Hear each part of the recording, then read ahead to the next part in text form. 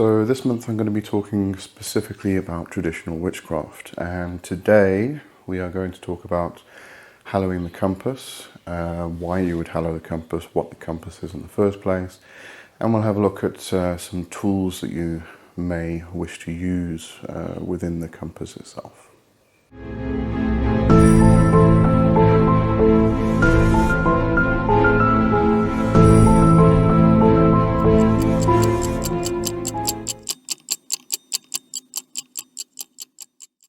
Okay, so hallowing the compass, and first of all, welcome to 2021.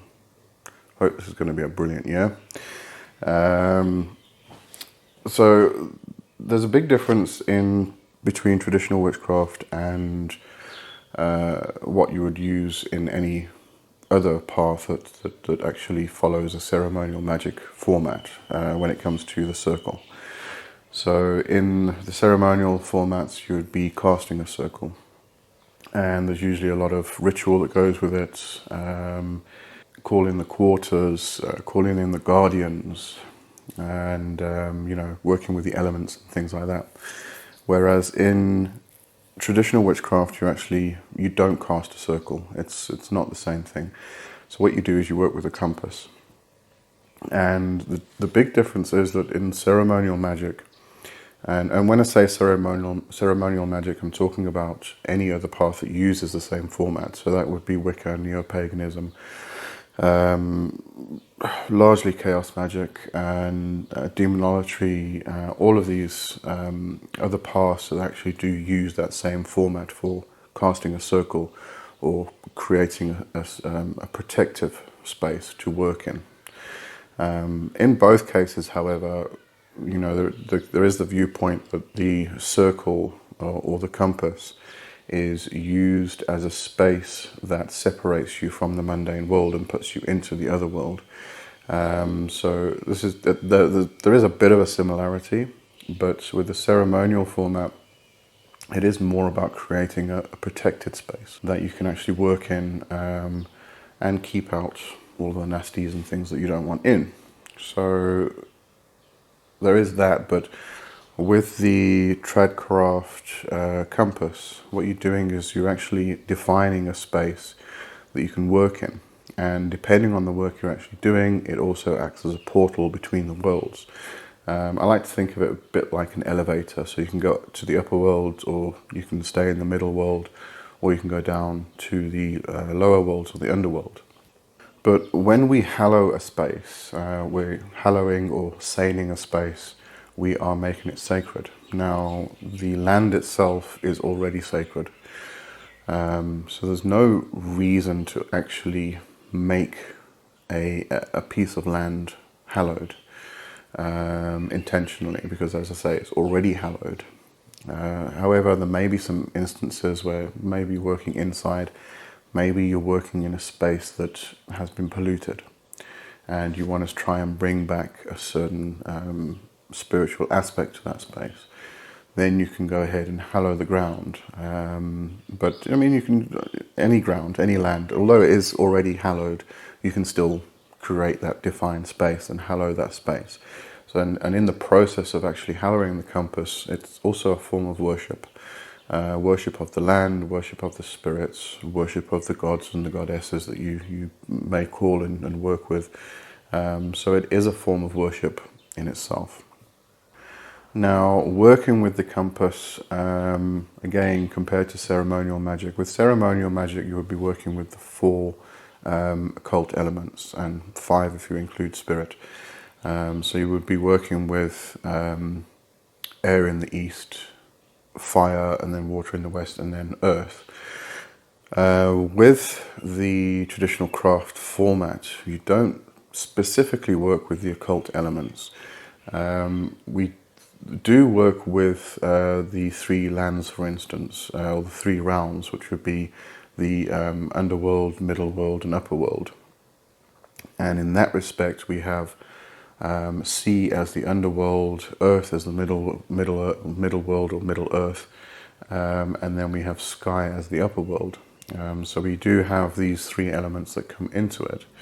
And the fourth element of fire then becomes the primal fire of creation, which we associate with the old blacksmithy.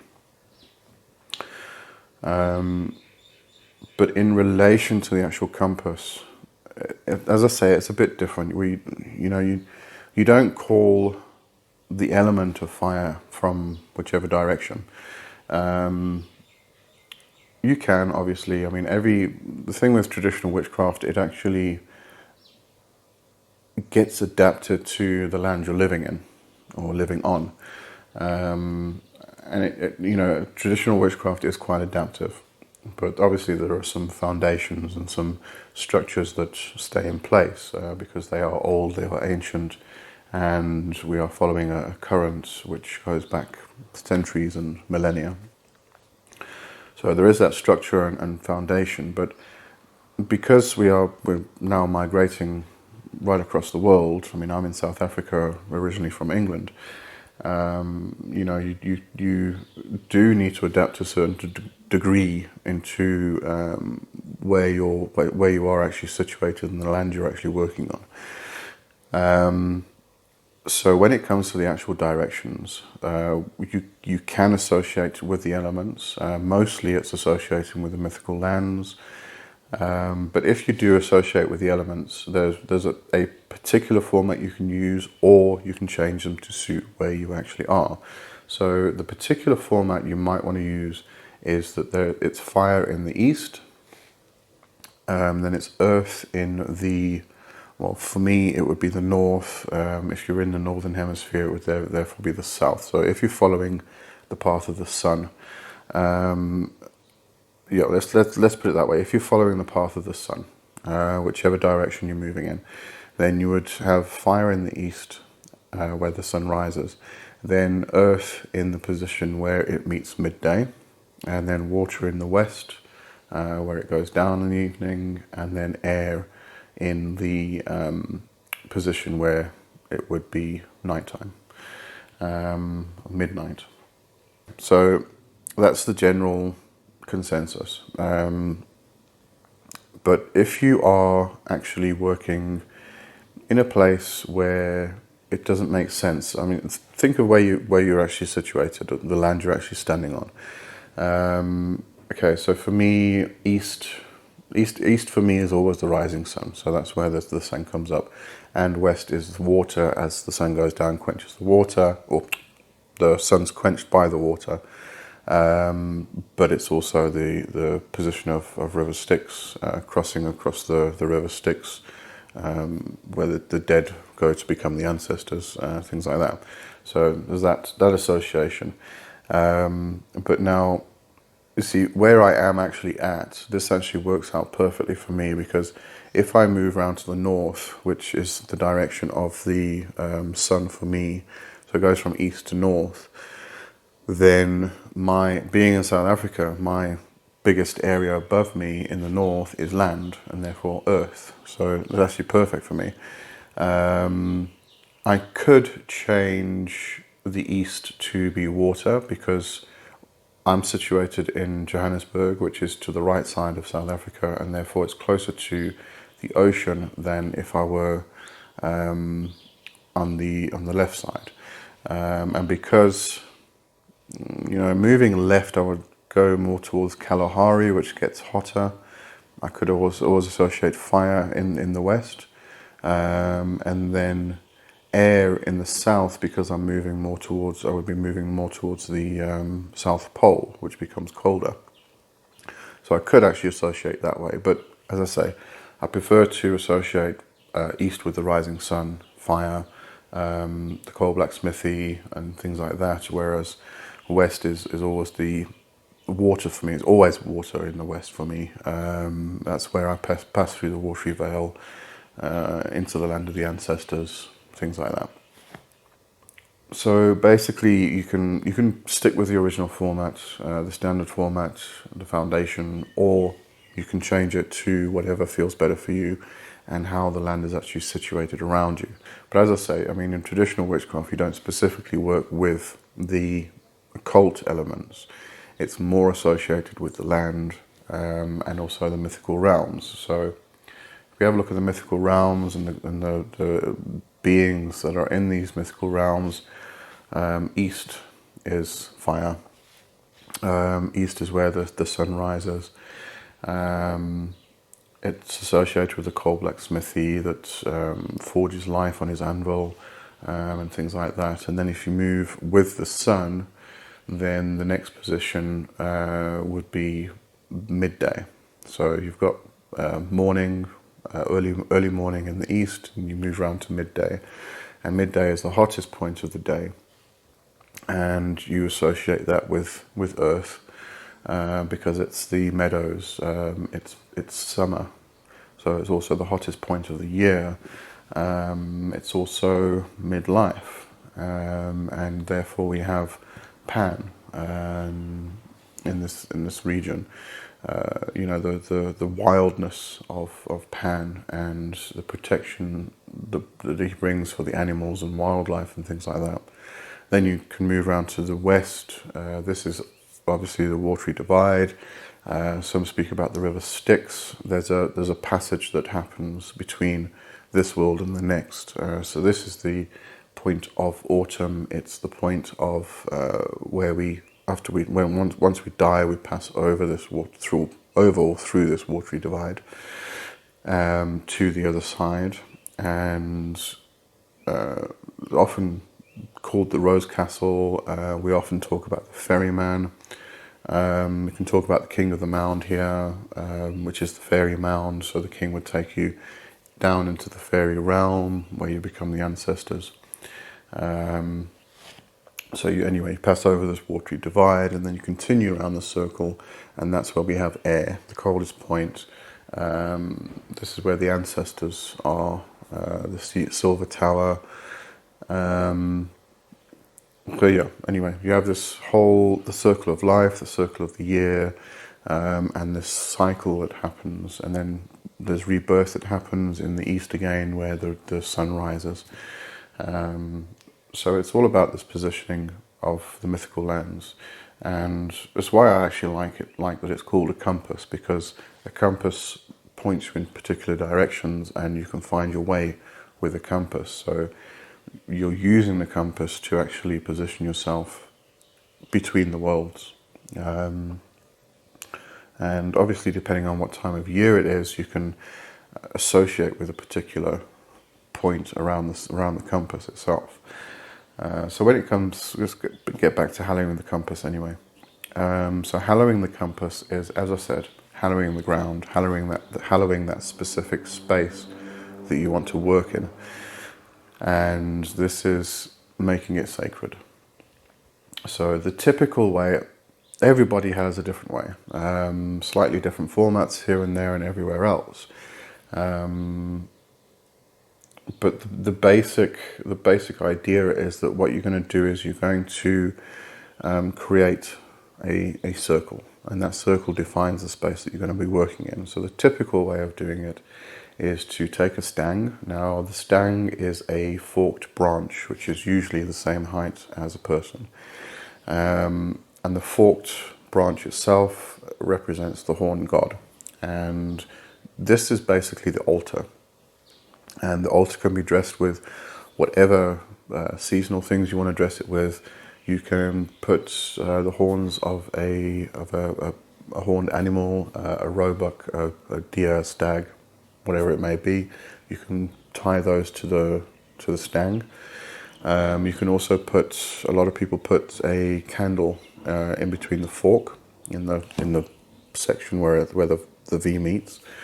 And this associates with the light bringer, illuminating the path of knowledge and wisdom. So it's the flame betwixt the horns. So it does really associate with Lucifer, and or Lu, depending on where you are and what culture you're actually following. So anyway, we have the stang, and the position of the stang is usually in the north. This is the gateway to Yggdrasil, the Billy tree, the world tree, the Axis Mundi. That's usually the gateway, and it's protected by the black man, the horned god.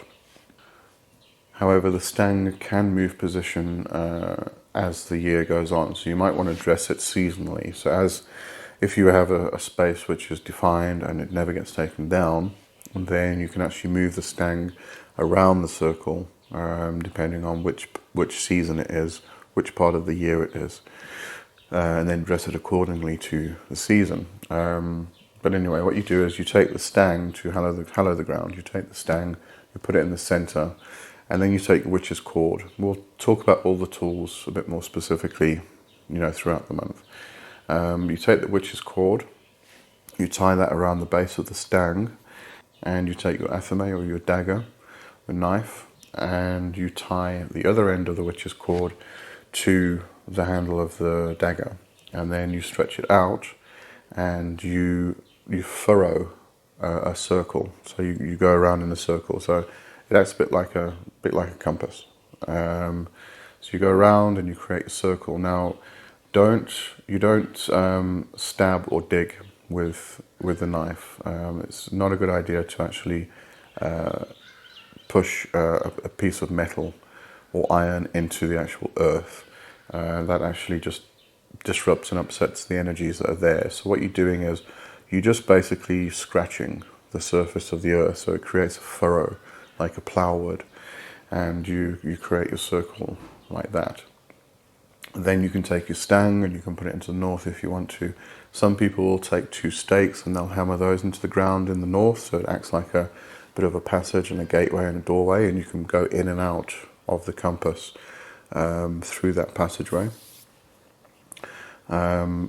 If you're working with a group, what a lot of people often do is take the Bessem, and we'll talk about the Bessem as well, because there's some very specific symbolism within the Bessem.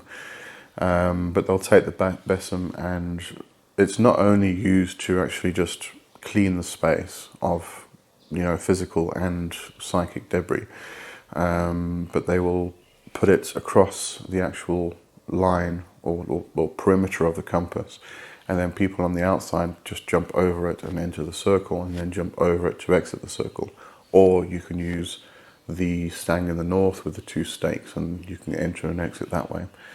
As I say, this is adaptive. It depends on which tradition or which group you're actually learning from and following. So a lot of people have adapted the things, but there are these basic foundations that come into play. And then once you've actually scribed the circle, and you have placed the stang in the north, then you would go around from east, and you would move around the circle. Now, with the stang being in the north, I do have a bit of a problem here, me being in the southern hemisphere. I do still associate the north with the entrance across between the worlds to the world tree, to Yggdrasil. But at the same time, if I'm moving around the circle following the path of the sun, I would go from east to north, to west to south.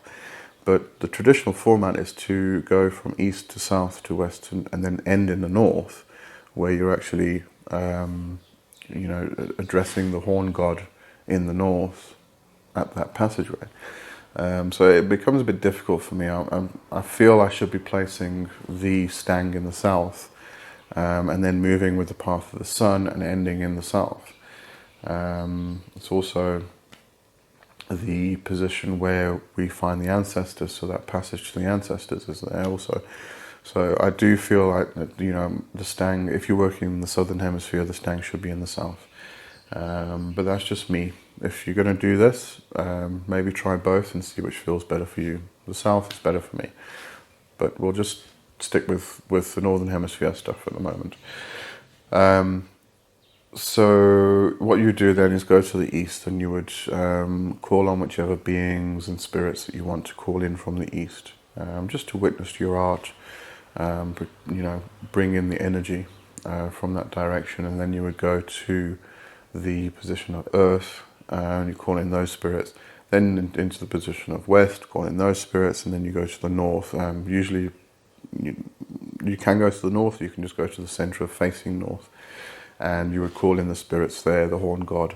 And then that's basically it. It's nothing huge and big and you know, it takes hours and hours to actually create. What you're doing is defining the space and then calling in those specific beings and spirits, gods and goddesses, nature spirits, and calling on the land itself to come and bring in the energies and the powers that would hallow the ground and hallow the actual space for you to work in. Which is, you know, opposed to ceremonial formats where you can spend hours doing Lesser Banishing Ritual, the pentagram, and then you do the MRP, and then you do the Supreme Ritual of the hexagram, and you do this and that and everything else. Especially if you're working in those Golden Dawn, Thelema formats that, you know, were set up.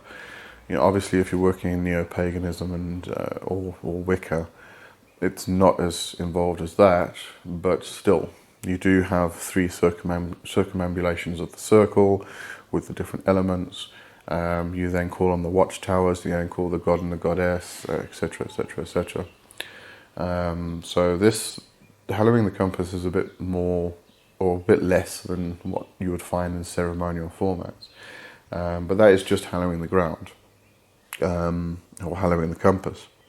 What you would then do is then do your work, and the work often involves trance work, and you would do that through treading the mill, which we will speak about at a later stage. Treading the mill, furrowing the ground, ploughing the bloody fields, you know, things like that. When you are actually creating the circle space, the actual circle itself, when you're taking the stang in the middle with the witch's cord and then the dagger, and you're scribing or furrowing the ground, there's an alternative to this. In case you don't have a stang, you don't have a witch's cord, and you don't have a dagger, what you can do, if you've got a staff or a walking stick, is actually just walk around and sort of drag the staff or the walking stick in the circle, or you can drag your left foot. So you would actually walk in a circle, but as you're walking, you would just drag your left foot along. This becomes more defined with ploughing the bloody field. But you know, there are some alternatives. As I say, it's adaptive. So there are a lot of people who do things in different ways, but at the end of the day, they're all doing the same thing. They are hallowing the ground, hallowing the compass. But yeah, so that's basically it, actually. What you can do then is create a need fire. If you're going to create a need fire, what you're doing is connecting with the ancestors, which date back centuries and millennia. So you're connecting to that current of the ancestors through the need fire. So if you are going to create a need fire, you know, try and learn how to actually create a fire with sticks. You know, don't come with matches or a lighter and some, you know, lighter fluid or something like that. Try and practice, you know, try and find out how, and also practice actually making a fire with sticks and a bow. You know, how they used to do it in centuries gone by, because you are connecting to that current of the ancestors and to those traditions and those ways of doing things. So it's always a good thing, and it's respectful to actually try and do those things in that in the same way that they would have in order to connect. And you know, when it comes to traditional witchcraft, there's a lot of things where we actually do things as the ancestors would have done them, out of respect and also in order to connect to that ancestral current. So think about those things as you're moving forward. Obviously, you know, living in a modern age, I'll talk about this next week in one crafting. But you know, we live in a modern age, so we do now have modern tools that they didn't have back then, which could become very handy and very useful, and still be respectful. But I'll talk about that next week in one crafting. It's mostly to do with actually cutting a branch. So anyway, so that's it for this week. I think I covered most of the stuff with actually hallowing a compass. As I say, this is based largely on the book of Nigel G. Pearson, Treading the Mill, but also go and have a look at Meadows of Alfheim. If you go to leewjohnson.com, you should find a link from there. That's got a lot of incredible lore that is associated with traditional witchcraft and traditional paganism. And there's a great, if you go to the Covenstead, there's a great Hallowing the Ground section there with an actual ritual, which is short, sweet, to the point, and explains it perfectly. So go and have a look at that. And that's it for today. And I'll see you on Friday. On Friday, we're going to be doing the live stream on YouTube.